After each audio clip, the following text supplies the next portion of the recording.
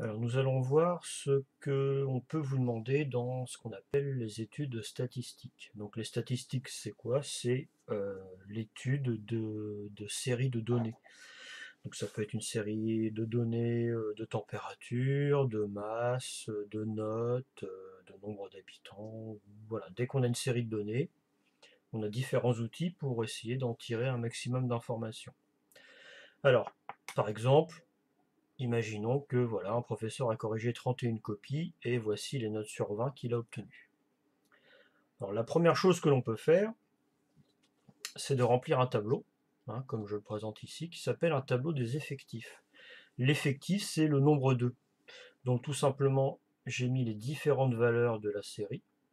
Alors là, il y a une petite erreur, hein, c'est 160, c'est pas 161, c'est 16. Donc les différentes notes qui apparaissent dans la série statistique, donc tout ça, c'est ce qu'on appelle la série statistique. Et puis en dessous, je vais écrire le nombre de fois que l'on rencontre cette valeur. Donc il y a une fois la note 6, 3 fois la note 7, 5 fois la note 8, 5 fois la note 9, une fois la note 10, une fois la note 11, une fois la note 12, une fois la note 14 dans cette série, hein, deux fois la note 15, 3 fois la valeur 16, deux fois, ici c'est 17, hein, décidément, 3 fois la valeur 18, deux fois la valeur 19 et nous avons une fois la valeur 20 dans la série qui se situe ici. Donc c'est une façon de représenter les données. Alors vous verrez dans le cours qui se situe à la suite de cette vidéo, je parle aussi de la représentation graphique, parce qu'avec une série de données, on peut aussi représenter graphiquement. On va surtout s'intéresser, nous, à ce que l'on peut calculer comme information. Alors dans un premier temps, on peut calculer ce qu'on appelle la moyenne de la série statistique. Alors la moyenne, que je vais appeler grand M, la moyenne c'est quoi? C'est j'ajoute toutes les valeurs et je divise par le nombre de valeurs. C'est d'ailleurs comme ça qu'on calcule une moyenne de notes dans une classe. Alors, qu'est-ce que ça veut dire? Qu'est-ce que c'est que la moyenne? Parce que là, je vous expliquais comment ça se calculait, mais qu'est-ce que c'est? En fait, la moyenne, c'est la note identique que tout le monde aurait eu pour obtenir la même somme au final. Donc, on va faire le calcul. Alors, plutôt que de prendre, d'ajouter les 31 notes à la suite, je vais me servir de mon tableau. Hein. Je vais dire que c'est 6 fois, 6 fois 1, plus il y a 3 fois la note 7, plus il y a 5 fois la note 8, plus 5 fois 9, plus 10 une fois, 11 une fois, 12 une fois, 14 une fois. Il y a 2 fois la note 15. Alors là, je sais pas très bien rédiger, mais j'ai pas trop de place, donc c'est pas, vous m'excuserez la façon d'écrire. Plus 3 fois la note 16. J'ajoute toutes les notes, mais comme il y a plusieurs fois la même, je fais des multiplications, c'est plus facile. Nous avons 2 fois la note 17, plus 3 fois la valeur 18, plus 2 fois la valeur 19, plus une fois la valeur 20. Et je divise tout ça par le nombre de valeurs, il y en a 31, qui est d'ailleurs rappelé ici. Alors si je fais mon calcul, eh bien on va trouver que la moyenne est environ égale à 12,4. Ça veut dire quoi? Ça veut dire que si j'ajoute toutes les notes des élèves, eh ben ça va donner le même résultat que si tout le monde avait eu 12,4 environ.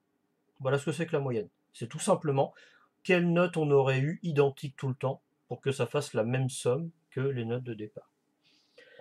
Donc c'est pas un indicateur très intéressant en fait, hein. C'est une façon d'uniformiser, voilà. C'est quelle note auraient eu tous les élèves s'ils avaient eu la même, pour qu'en additionnant toutes les notes, ça donne le même résultat qu'avec les notes de départ.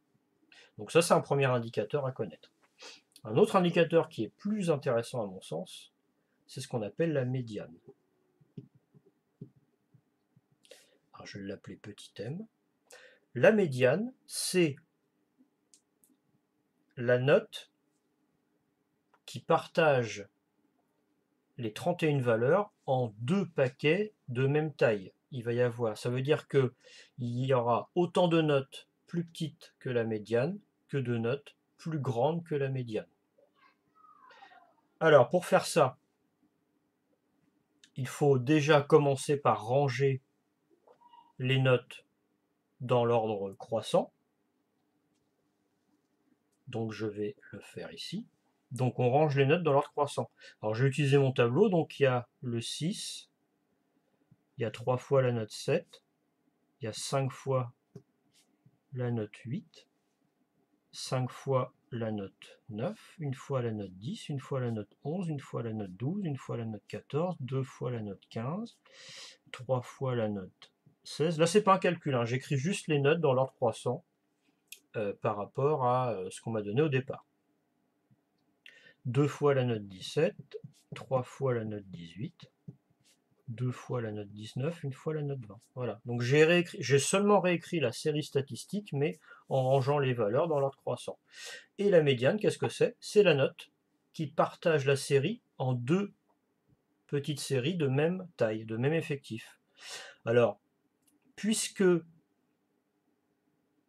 ma série statistique contient 31 valeurs, bah, ça veut dire qu'il va y avoir la médiane, et 15 notes avant, 15 notes après. Donc si je compte, 1, 2, 3, 4, 5, 6, 7, 8, 9, 10, 11, 12, 13, 14, 15, j'ai cette note-là, et après j'en ai 1, 2, 3, 4, 5, 6, 7, 8, 9, 10, 11, 12, 13, 14, 15. Donc j'ai bien partagé ma série en 2 paquets de même effectif. Ça veut dire qu'il y a autant de notes plus petites que la médiane que de notes plus grandes que la médiane.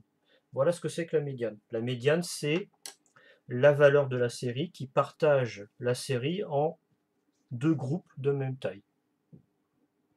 Donc la médiane, dire que la médiane vaut 11, ça veut dire qu'il y a autant d'élèves qui ont une note plus petite que 11 que d'élèves qui ont une note plus grande que 11.